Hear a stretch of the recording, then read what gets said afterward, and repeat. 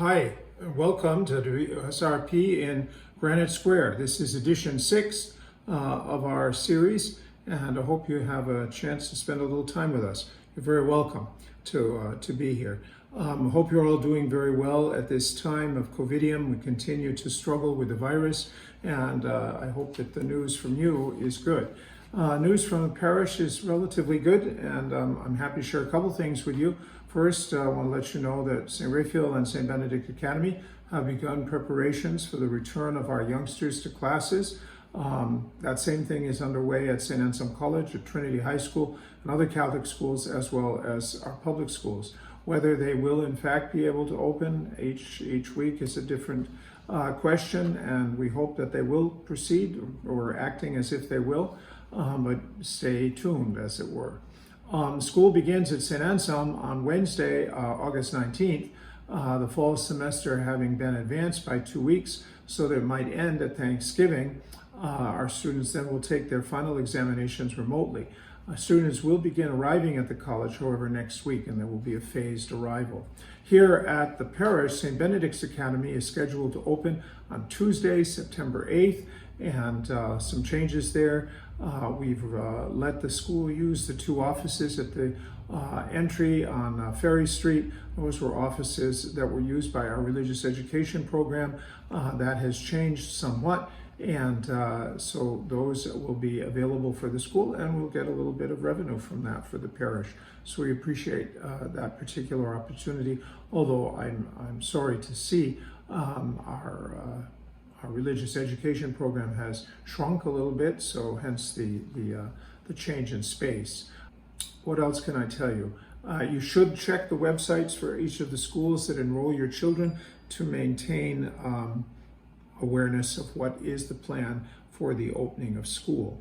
We certainly pray that all of these plans turn out to be successful and that the virus remains in relative check. It seems to be doing that here in New England, although elsewhere in our country it was a very serious problem. So we're monitoring the situation carefully and certainly urge everybody to wear a mask, to wash their hands, to maintain social distance, and generally be prudent in all of this. Now, with regard to the virus, it's also interesting to know that here at St. Raphael, we've begun investigating the purchase of a large spray machine that will release a disinfectant over facilities. It's on wheels, it sprays a wide area and makes that process of disinfecting much easier than if it had to be done by hand in every case. So we're going to be looking into that, and we may be having some financial needs as a result of it. Speaking of those financial needs, I don't know if I mentioned to you before, but the parish has been directed by the Manchester Fire Department under a mandate to install a new fire alarm monitoring signal and alarm system. The one in our school that has been in use for well over 30 years is considered quite outdated and will soon no longer be compatible with the one that's based in the fire department, the one that it needs to connect to. So that will also be a cost. We hope to be able to split that cost with the diocese and the school, since it really deals with their needs primarily. And that's about it, except one other thing I wanted to tell you about. We're planning a prize calendar, a money prize calendar for 2021. So keep your eye out for more information on that, and think about that as a very nice stocking stuffer, or even a full Christmas present for someone. It's a great opportunity. We have a little bit of work to do in getting it organized and selecting the photographs and planning that. As you know, a number of our, our fundraisers through the course of this time of the coronavirus pandemic have been canceled. Our St. Patrick's Day went kerplunk. Our St. Raphael Follies went kerplunk. And it looks as if our Christmas Bazaar is going to go kerplunk. So that's a lot of kerplunking. That's about $20,000 to $30,000 worth of revenue that we make on our fundraisers, all told.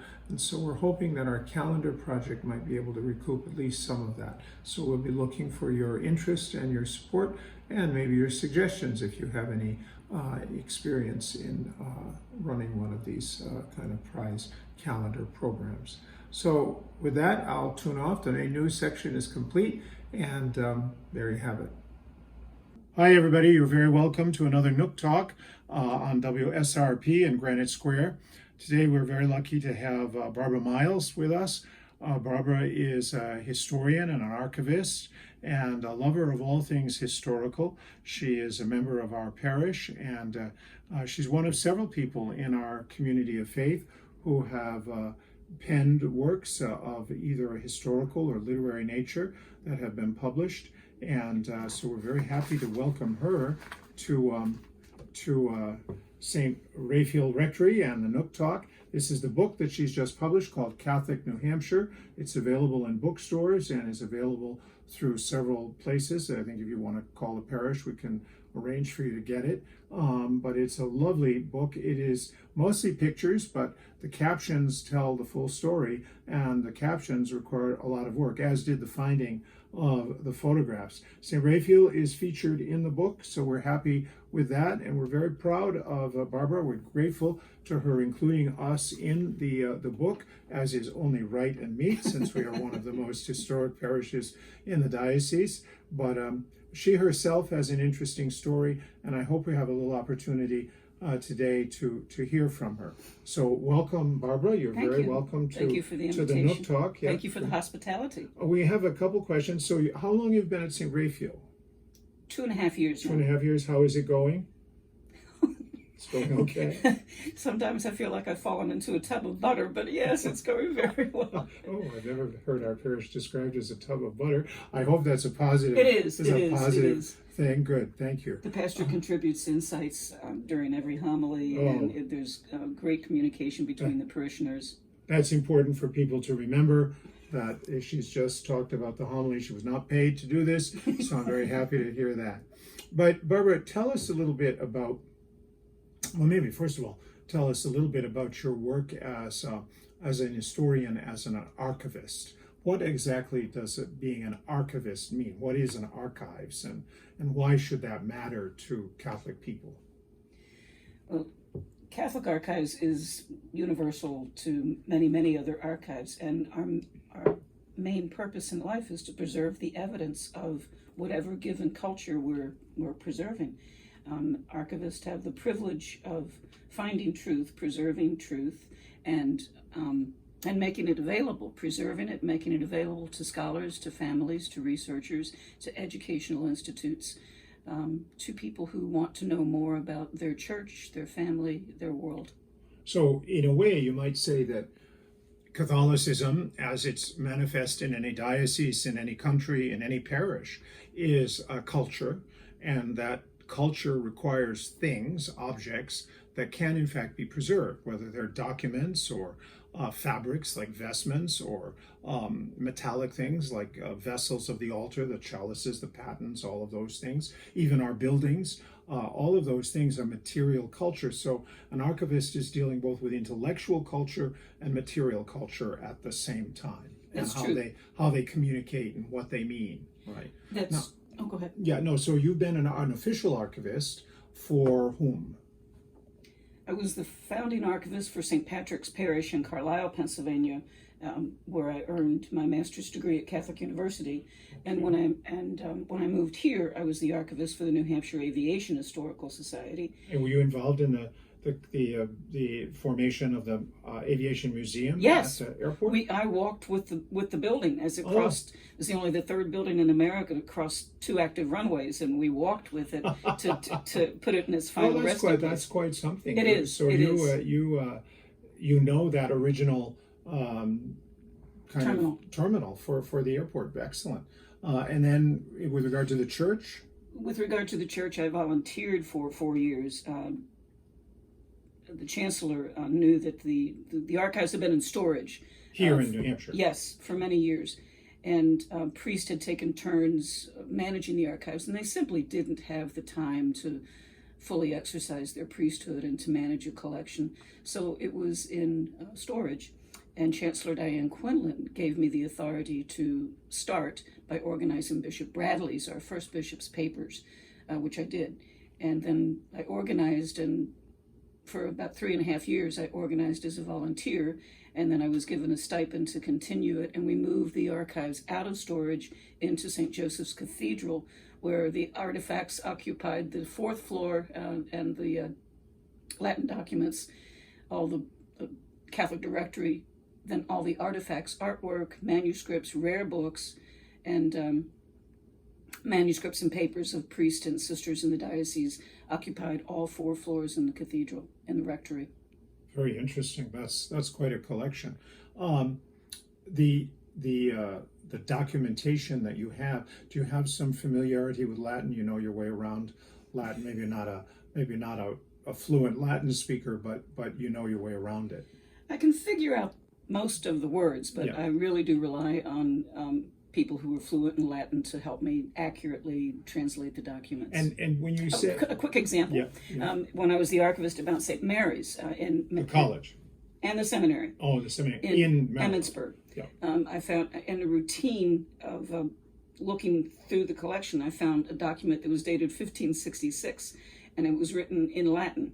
And it was the establishment of a diocese, St. Michael's Diocese in England. And I thought, I don't think there were many Catholics in England, and I don't think this is a Catholic document. So I had it translated.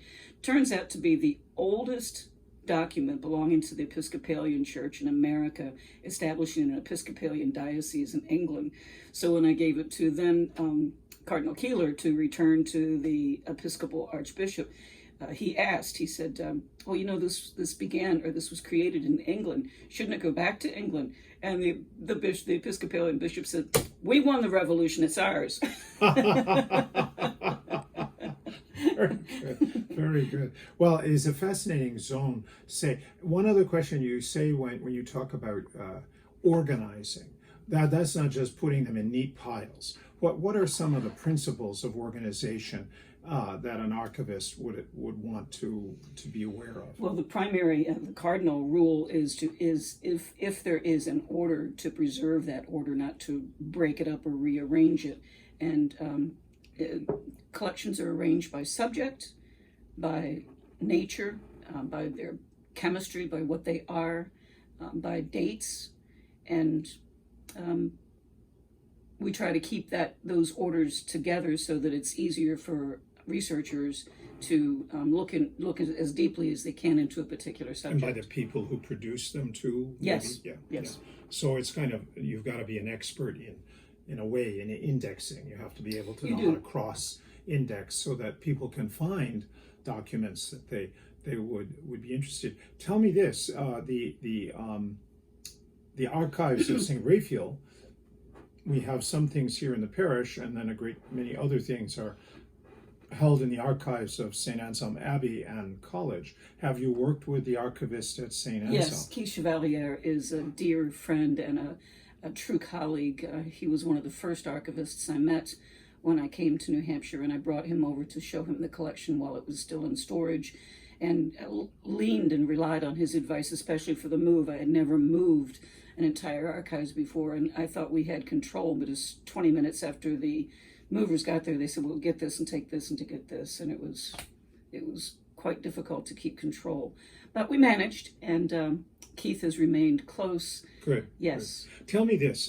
This is probably one of my personal problems, or peccadillos, or whatever, peccati, the Latin word for sins.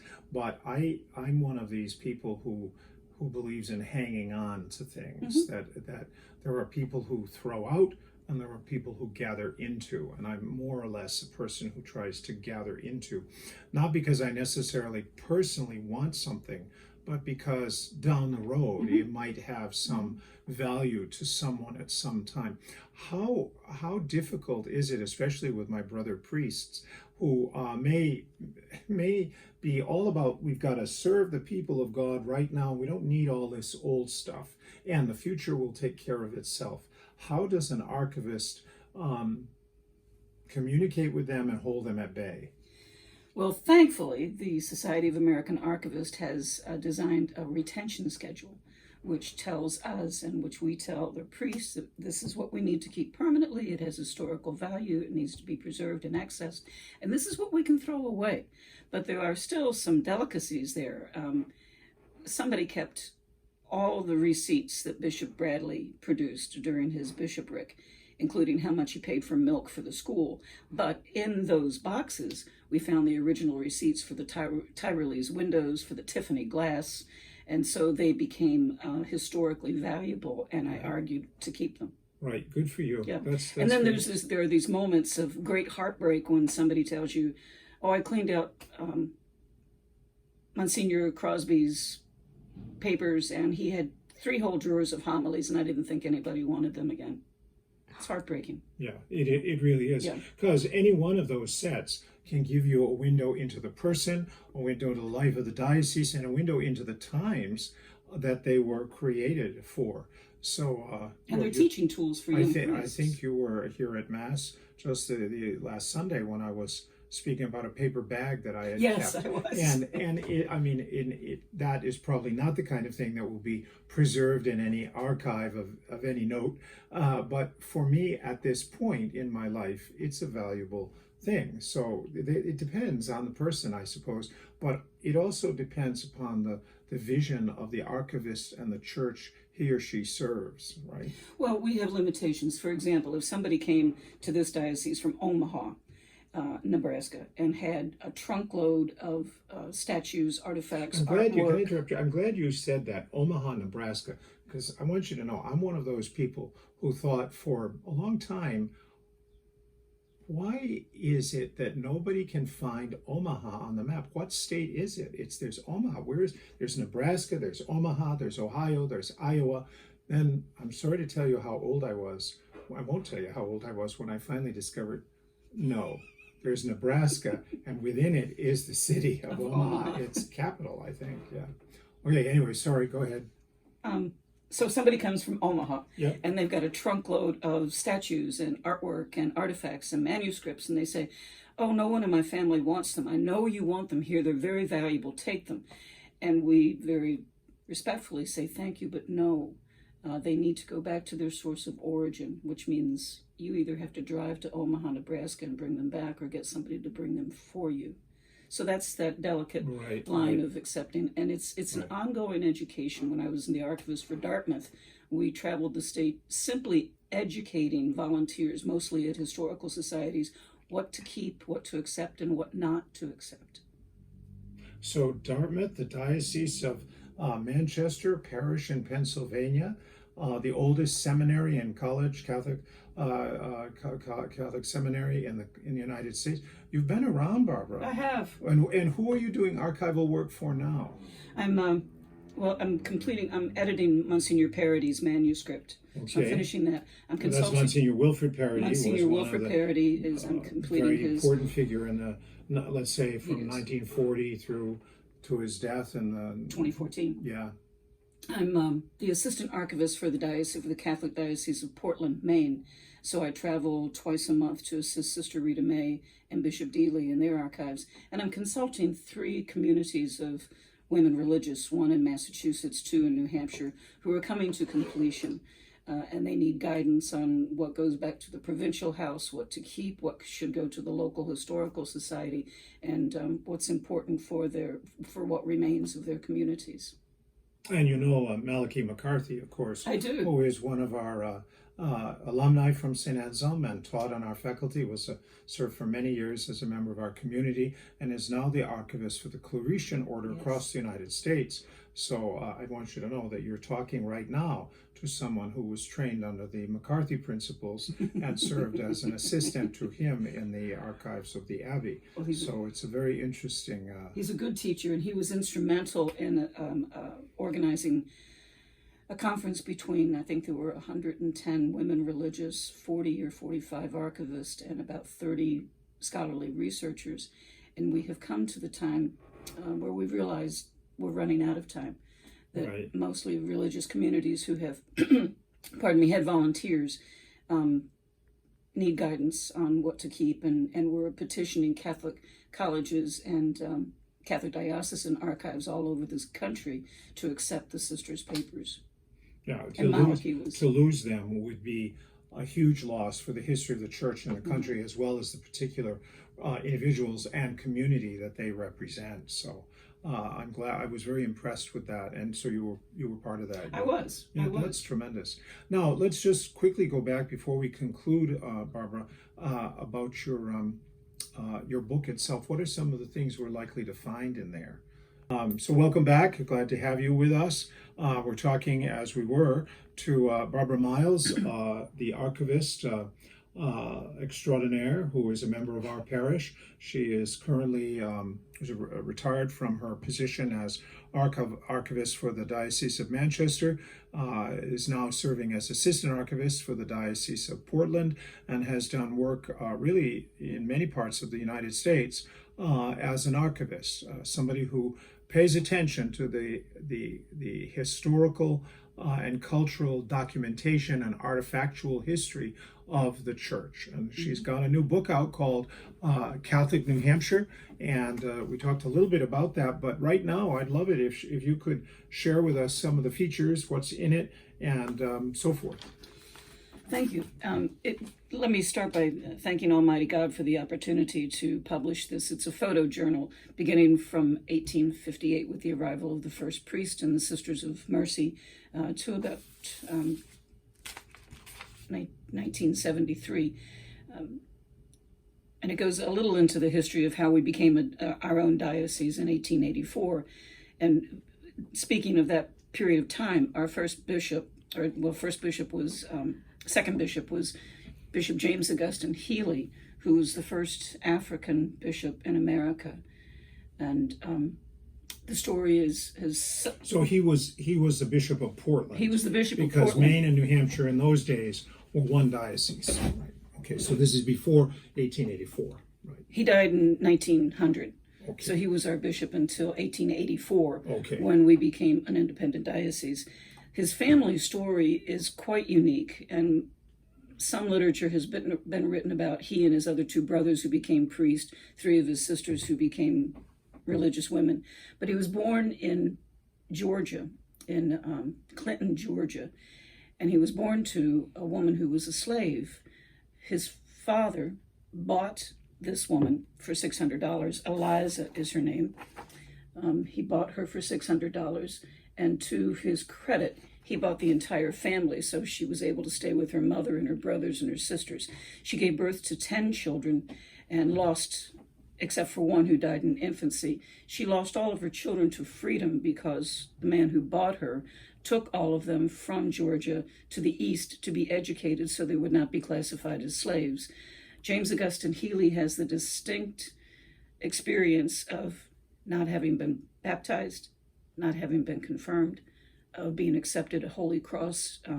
His father petitioned Archbishop Fitzpatrick, and he was ordained as the first African American bishop, and served his community and his world very well. To his end, he was very proud of his heritage. He was never able to see his mother again, nor were any of his brothers and sisters. So Eliza is featured, and this is a daguerreotype, circa 1840, 45, and it was given to me by Dr. Thomas Riley, the second great nephew of Bishop James Augustine Healy. He found it in his grandmother's attic when she died, and it's been verified and dated, and it is the only known image of Eliza. And where is that actual image? In Fargo, North Dakota. Oh, really? Tom Riley lives in Fargo, North okay, Dakota, so he has okay. it in his possession. This is a copy, and they did a good job with it. But when I was asked to produce the book, I struggled with how to structure it because there were things going on all over the diocese at the same time. And through Father's encouragement, and through having studied and read the Rule of St. Benedict, I realized that Deanerys, the establishment of Deanerys, would be a perfect way to organize the book. So each chapter is devoted to one of the Deanerys, and I explain the origin of the names of the Deanerys, and each chapter is dedicated to an image of Our Lady that's found in that deanery. And a deanery for a lot of people is not a term they use all that much, but a deanery is a region of the diocese. Yes, Okay. yes, and there are nine in Nine our of them. nine Okay. in our And diocese. Manchester is in the Amoskeag. Amoskeag. And it's quite interesting. Bishop McCormick, originally the deaneries were just named for the largest cities in East and West Manchester: Nashua, Laconia, Claremont, Concord. And Bishop McCormick, in his wisdom, realized the beauty and the grandeur of and the historic prominence of the scenic areas in New Hampshire. So he renamed the deaneries according to the state's designations of regional places.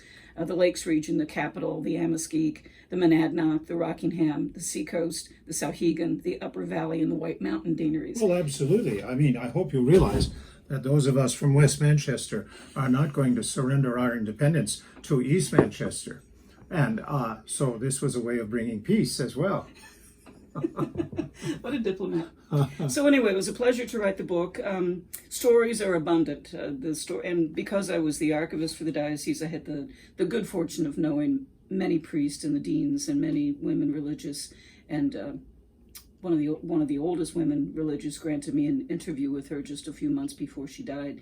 So it was, and in God's good time, before the virus, I was able to travel throughout the entire diocese and interview people and collect stories. Photographs were difficult. Photographs were rare and very difficult to find. But before the virus, I was able to complete that research. And then during the virus, we were in production and proofreading and layout. And now that hopefully we're surfacing from this cocoon of COVID-19, and I'll be able to travel throughout the diocese again in the fall and have conversations with people about the history. That'd be wonderful. Mm-hmm. Well, I see your poster says meet the author, and I hope you know you have a standing invitation to come to St. Raphael when we're able to have coffee and donuts again or some kind of a program. We'd love it if you would be able to talk to our people and share with them the St. Raphael story that is included in your book, but also put the St. Raphael story within the bigger picture. So we would love that if you're able to do that. I'd love to. Good, very good. Well, I thank you, Barbara, for coming. This has been fascinating, and there's so much to find in that book. One of the things that fascinated me was to discover that a young priest who visited New Hampshire from Europe came and skied on Cannon Mountain, and that particular priest happened to become the Cardinal Archbishop of Krakow in Poland, then became the Pope, the Roman Pontiff, Pope John Paul II, and now is called happily Saint John Paul II, and he skied on the slopes right here in New Hampshire. So I think that's a pretty fascinating The quick thing. story behind that, Bishop ONeill, every 5 years bishops have to make their ad limina visit to Rome. So Bishop ONeill was meeting with His Holiness Pope John Paul II, and he kept saying, "Where are you from? Where are you from?" And Bishop ONeill said, "Manchester." And the Pope said, "New Hampshire?" And he says, "Yes, Your Holiness, New Hampshire." And he says, Cannon Mountain. And Bishop ONeill said, "May I ask, Your Holiness, how do you know Cannon Mountain?" And he said, "I skied it." Isn't that great? Isn't That's that a great? great story. Yeah. Well, he skied in Poland in the Tatra Mountains, and he skied elsewhere in Europe, and he had come to the United States a couple of times. So pretty interesting. Oh, yes. In fact, Yes. this parish, I don't know if you know this, we have the signature of Cardinal Wojtyła, which we featured in a previous WSRP in Granite Square. So it's a prized possession of the parish. And so that's a wonderful story. Barbara, thank you so much for My taking pleasure. the time to come My in and pleasure. share a little bit about your work and your interests. I think that's worth our all knowing that before we throw something out, we should look it over and see what is the value, what will the value of this be down the road. Call an archivist. Call an archivist. All right. Thanks very much. Thank you, God bless. Father. Hi everybody, we're back again, and it's pretty close to our time for our annual weather, or not annual, but our per show weather report. I hope you have other sources of weather information than just Sammy the weather dog. It has come to my very sad attention that Sammy the weather dog has been under the weather for a little bit, suffering from a little problem with the ear, and has had some surgery. So we're not able to consult with Sammy, who is well known for his attentiveness, or her. What is it? A he or a she? It's a she. Sorry, they call the dog Sammy, but apparently the dog is a girl. So it must be Samantha. I don't know. Anyway, I'm happy to tell you that a quick fill-in is Marci, Marcella, the Parish cat. She is a successor to Tux. And is almost indistinguishable from Tux, and we're happy to have Marci with us. It's very useful for people who approach Marci to know that her name, although it's used in the Peanuts comic strip, is actually derived from, it's the feminine form of the name, which is from the Roman name for the god of war. So she doesn't mess around. But we'll be able to have a chance to meet her and see what she thinks, what she's expecting for the weather coming up. So hold on, and we'll be right back.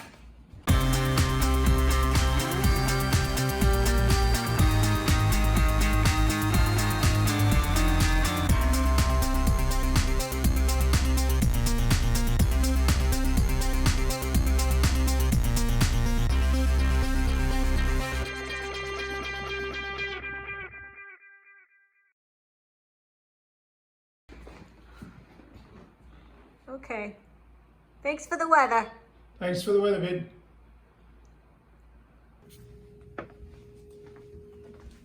What are you doing? We need to finish the news. I'm folding the laundry. Well, we need to finish the Yeah, news. People are waiting. The housekeeper hasn't been on duty for a few years now, so I am the housekeeper. So when do you want to do it? Yeah. You want to do it right now? Yeah, right now. Let's All sign right. off. Hi, everybody. Thanks for watching. We've enjoyed having you with us, and we hope that WSRP and Granite Square has provided you a little insight into your parish, our beloved St. Raphael, the Archangel Parish, and I hope that we'll be having another one without too much delay, and you'll be able to get even fuller thing. I hope you enjoyed the session with Barbara. We're very proud of her book and its look at Catholic New Hampshire. So we appreciate her taking the time to talk to us about that. And thank you for taking the time to watch us. Be safe, be careful, say your prayers. God bless, and enjoy what's left of the summer. See ya. Bye-bye.